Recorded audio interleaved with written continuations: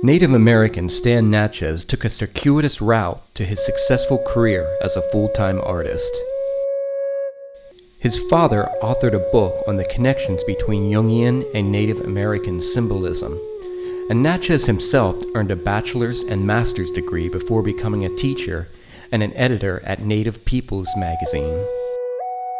Always a creative child while growing up in Los Angeles, it was his participation in Native American dances that led him to painting.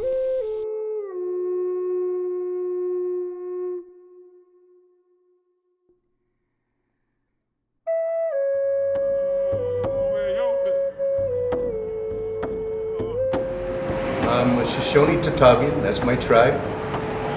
My background is education. I taught humanities for 15 years. I have a bachelor's in education, a master's degree in curriculum, and I always painted. And I think life's journey happens a lot of different ways, and sometimes you regret what you did in life, or you regret what you didn't do in life. And for me, I realized that painting was my passion, my love, and that if I hadn't gave it all up to paint full time, then I was going to miss something, and then someday I would grow old regretting that I didn't give everything to paint. So it's been the last 15 years I gave up teaching to paint full time, and in my travels I've been very fortunate because I think when you give it your all, when you put your heart in it, your love, your passion, there's something magical that happens. And if you love what you're doing, it comes out into that canvas. And for me, by doing that, it allowed me to go some places that I'd never been before, doing shows in Munich and Hamburg, Cologne, Berlin, London, Paris, Copenhagen, Roskilde, Mallorca, Spain, Sydney, Australia, not to mention the States, from New York to DC, San Francisco, LA. This is a piece here. It's called Four Powers of the World. And art has been created by all people for basically the same reasons. There's been art created for ceremonies, spiritual. There's art's been created for trade. There's art's been created for utility, doing pottery. And for me, I try to use those, I call it the four powers of the world. Now, we have communication here. And there's always been art for communication. And there's always been art for trade. And there's always been art for the region that you come from. That's why I use a map. And there's always been art for information, and that's the yellow pages.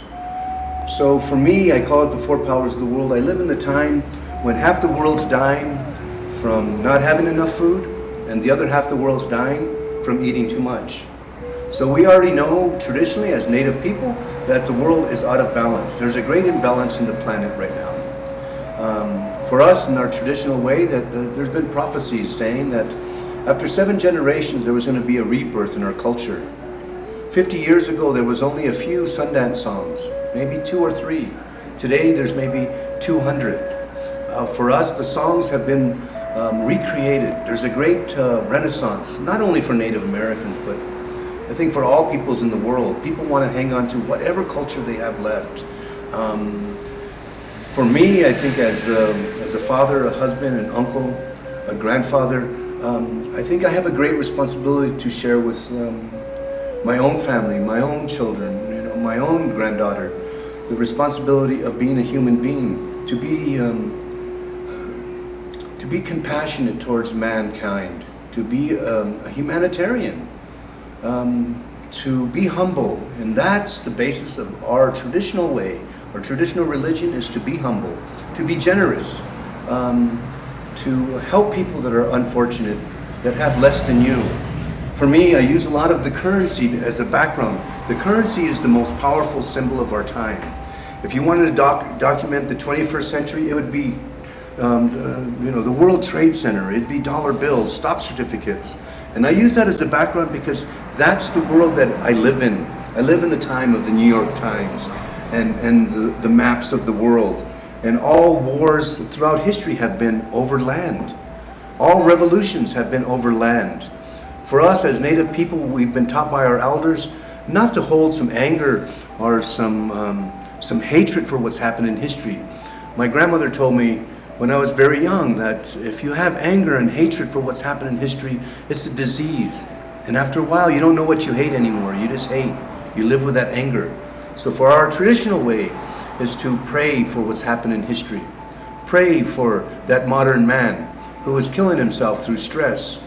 And we all know that people who have cancer and other diseases, a lot of it's caused from the inside, from how they live their life and what they eat and what they hold in. For us, we have ceremonies to let stuff go. The modern world is more linear. The traditional world is holistic. For us, I think what's really helped us and saved us as Native people is that we have survived the storm. We have survived the winter because our grandparents left us songs and ceremonies of the traditional way to find forgiveness, to find love and compassion in the world in which we live.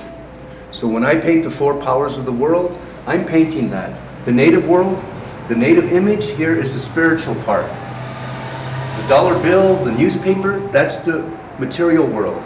And I think all people in the world should find some balance between the spiritual world and the material world to better balance their own life.